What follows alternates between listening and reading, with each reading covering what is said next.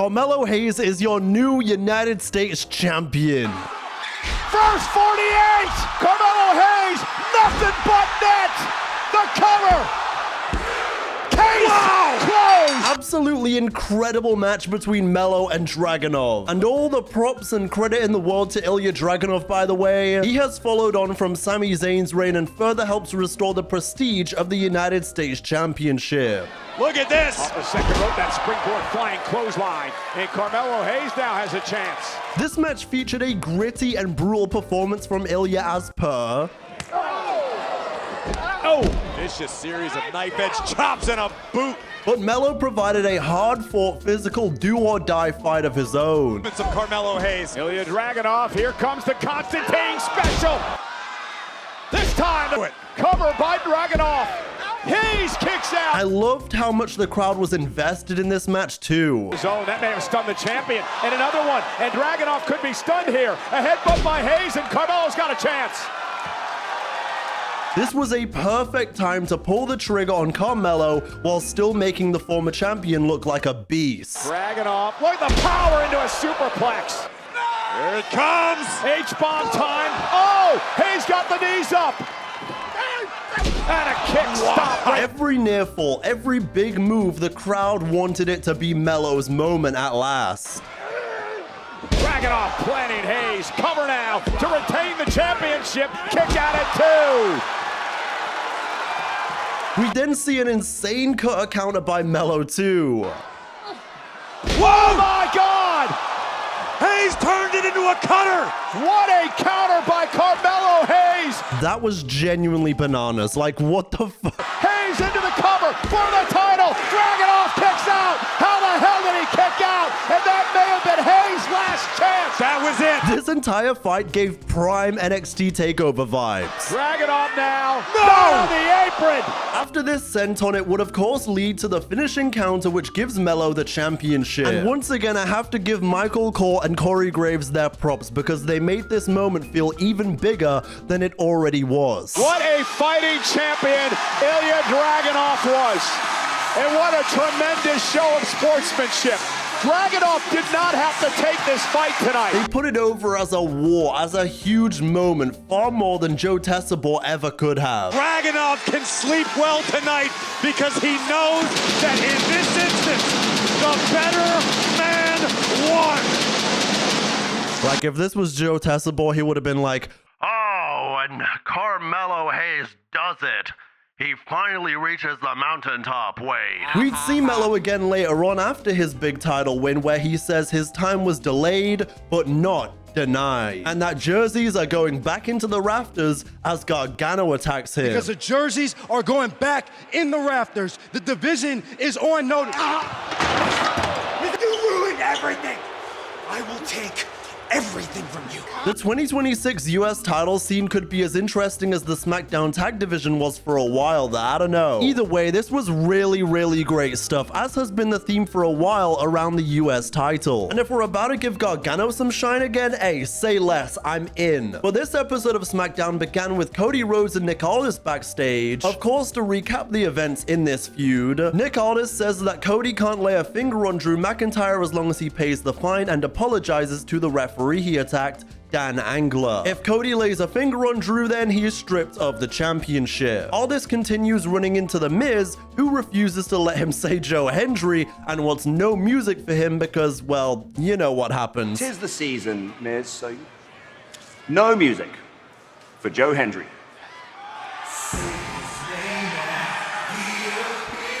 In the ring, we have another Joe Hendry concert starting, which is pretty entertaining. Also, the bunny made his return. Why are more people not talking about this? I mean, for a brief second there, I was a pretty big Adam Rose guy when I was a teenager and I didn't know any better, but I quite like the rosebuds. Don't be a lemon, be a rosebud.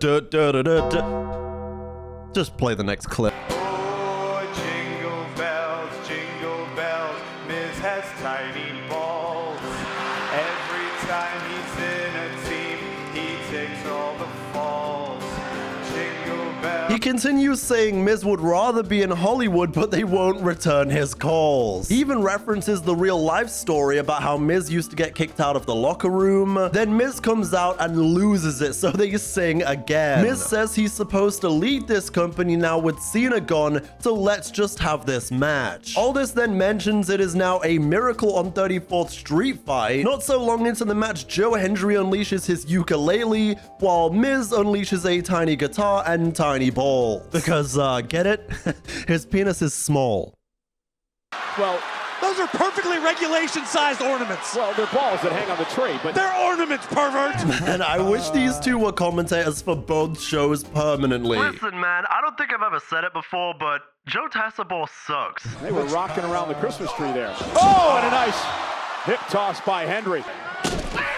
Miz has lost it. Miz has completely lost it. Can you blame him? This match was very entertaining to me. A lot of the time, these holiday style matches can edge on corny and bad, but I like this. And I really do believe. I will put that cookie down. It's cookies, and it's a cookie sheet. And Miz, gonna Thank make God, Tozawa there we pay. go. And one thing I am really enjoying is that Hendry is over with the main roster audience. I know he's not the best wrestler in the world, however, I do find his gimmick very entertaining in a likable way. And if 2025 has proved anything, it's that you don't really need to be a good wrestler, you just need an over catchphrase and to be chosen, to be pushed. So next year, doing the math, Hendry will slay Gunther at WrestleMania. Uh-oh. Miz gonna go for a ride again.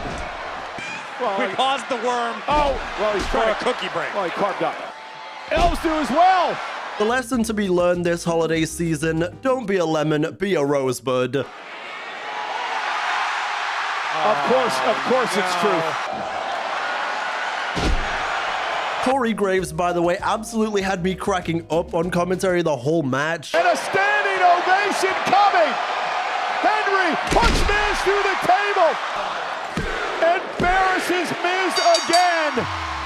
His line about being over Christmas and thinking about converting was a madness. We didn't see Ilja Dragunov and Carmelo Hayes. Because there wasn't a definitive winner between them in their earlier match, Dragunov considers the open challenge closed tonight. He's giving Melo his rightful shot as they shake hands. We then see Drew McIntyre backstage, who promises answers by the end of the night. I'm gonna have myself a little lie down, but I promise before the end of the night, everybody will have all the answers to all the questions. But for now, night night. We then see yet another continuation of this never-ending Priest-Black feud. They say Priest answers to them. Man doesn't hesitate, no, he is reminded of what he really is. But if that creation can't understand its purpose, it doesn't get a second chance. It gets ended.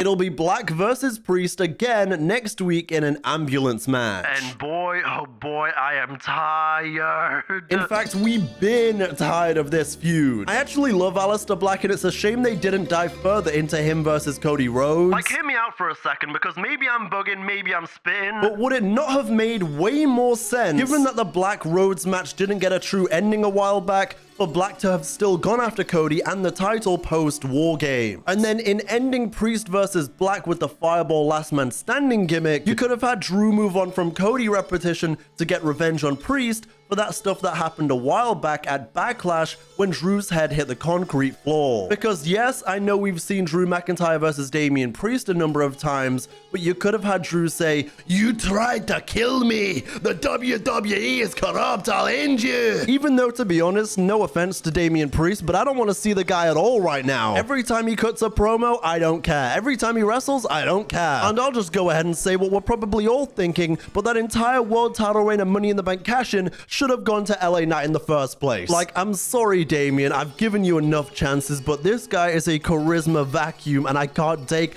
him constantly being pushed or this constant never-ending Black feud all the damn time. I like Aleister Black and Zelina Vega together, but we can't keep doing the same thing over and over. New stipulation here, new stipulation there. Come on, let's move on. The war has been ended. You burned his eye. You kicked him off the scaffolding. He was the last man standing. Move the fuck on, my guy. But hey, maybe I'm bugging. I don't know. Then in things that make just as little sense, Jade Cargill cuts this promo backstage on Mia Yim. She's scared.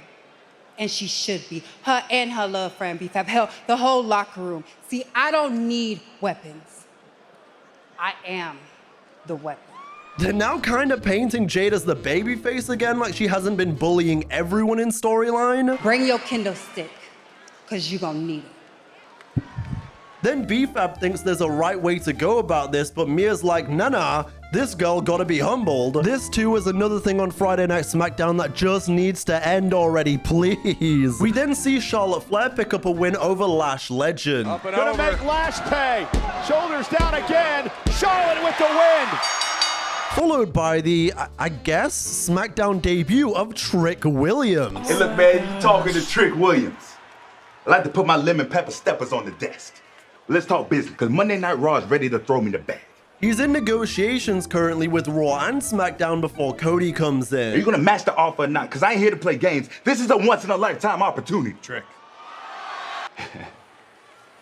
Okay, champ. Cody questions if Drew has apologized or paid the fine yet, and he hasn't. Rhodes is getting more frustrated, so Aldis says control your damn emotions or else you'll get stripped, and then Trick Williams comes back in. I'm talking to an Iron Survivor winner, North American champ, two-time NXT champ, former TNA, Trick and A world champion. I'm the hottest free agent in the game. Better be holding on to that title real tight. And then at this point in the show, we had the prior mentioned Melo Dragunov US title match, of course, where right after Dragunov's entrance, there's a solo Sikoa vignette as he speaks to the Wyatt Six again. And those broken souls that gave you purpose will question you when their blood is on your hands and when your world is in mine. And again, this is really strong stuff from Solo Sikoa. I'm really enjoying what he's doing amidst this feud. He's got the whole world in his hands. Followed by Charlotte and Alexa backstage, who are confronted by Rio. Rio once again reminds everyone that they have a tag title shot coming up on Monday Night Raw. Then Lash and Nia come in, followed by the tag champs, and things get chaotic. Then Aldis comes in and drops a tadpole splash of announcements. You're gonna be in an 8-woman tag team match. Maybe that way you can get this intense dislike for each other out of your system. It's a little bit more than intense. Ooh, 8-woman tag action. Oh my god. If this was Adam Pearce, he would have just brought in William Regal and called it a day. Next, Giulia and Kiana James took on US champ Chelsea Green and Alba Fire. Giulia top rope now. Missile drop kick. Sends Green into the corner. Alba Fire gonna... Where Giulia would pin the US champion. Good night. Chelsea Green, cover by Giulia. She just pinned the United States champion. I'm not gonna get ahead of myself, but let's keep it up. That's all I'll say. We then see Kit Wilson in Aldis's office, who is promised an opportunity coming up, but they don't say what the opportunity is going to be. I actually am interested to see it, because in all the small moments Wilson has had this year, I feel like he's tried to make the most of them. The wheelchair stuff was outshining whatever Damian Priest was saying it's his Aleister Black feud, which thankfully is over. We then see Ref Dan Angler, Cody Rhodes, and Nick Aldis, who are all still waiting for Drew, whose music plays as he makes his way to the ring. But in between all of this, we see a vignette for Obafemi, who seems to be main roster bound in the new year. I hope he goes to SmackDown, because this show sure could use an injection of fresh blood. In the ring, Drew finally apologizes to Dan. I'm genuinely sorry I claymored you in the face. No matter what happened or what you did, I should never attack a WWE official, so please accept my humblest apology. But it's not quite the sincerest of apologies. That it was obviously your dream to be a wrestler right here in this ring, doing what I do, former world champion, but you weren't good enough, so you had to be a referee. He then goes ahead and takes aim at Dan's wife. Had to watch me claymore you in the face. And she had to think to herself, I wish I had a husband like Drew that stood up for his convictions no matter the consequences. He then goes ahead and apologizes to Dan's children for a cowardly corporate stooge of a father. He eggs on Dan to hit him before Cody comes out. He continues talking smack, saying he wishes Cody's kids saw what he did. I wish your wife Brandy could see what a real daddy looks like. Come on, Cody. Come on, I know you want to do it. Do it. Strike. Drew is desperately trying to get Cody to hit him so he gets the title. Drew says he's not doing this in America again, where he's been screwed 3 times. 3 stages of hell. Cody says he agrees before Drew goes there. When I send you straight to hell, say hi to your dad for me.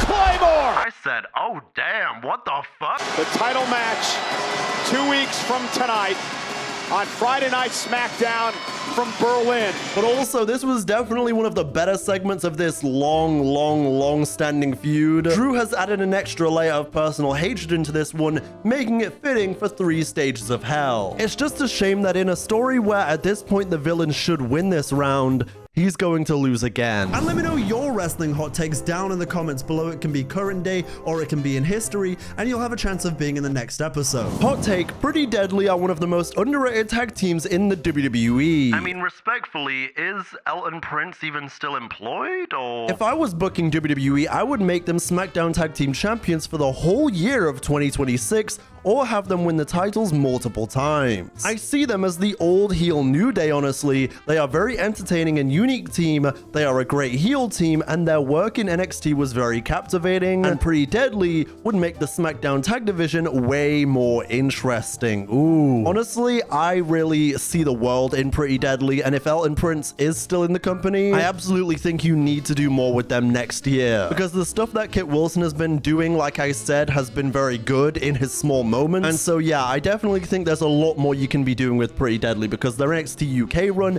and their NXT run was entertaining, as you said, and they definitely deserve a lot more. 2019 to 2021 was peak AEW. It was fresh and had a perfectly sized roster back then, and they could give almost everyone TV time, and I much preferred the storytelling. Look, I've been seeing a lot of people say this, and don't get me wrong, 2021 AEW is up there with some of the best professional wrestling of all time, period. People aren't really giving 2025 AEW nearly enough credit on the timeline. I'm seeing more and more people being like, oh man, AEW used to be so good. It's good now, motherfucker.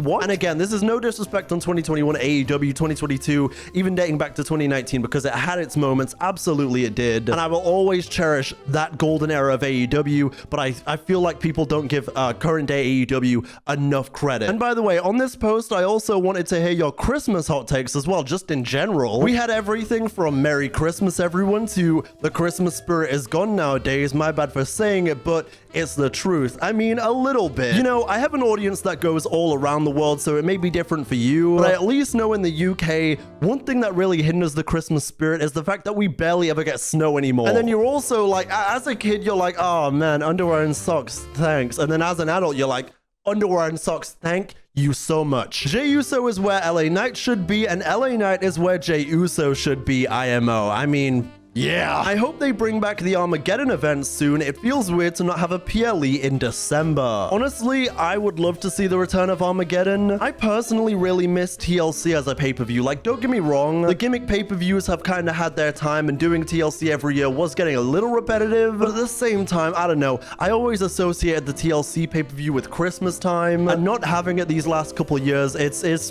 been a bit weird, you know, not to have anything like that in December. Spicy take, this channel hella fire. Please do more retrospective videos. I mean, aye, Captain. And also, it's not a hot take to think this channel is fire. It is. This the exact face my cock makes in her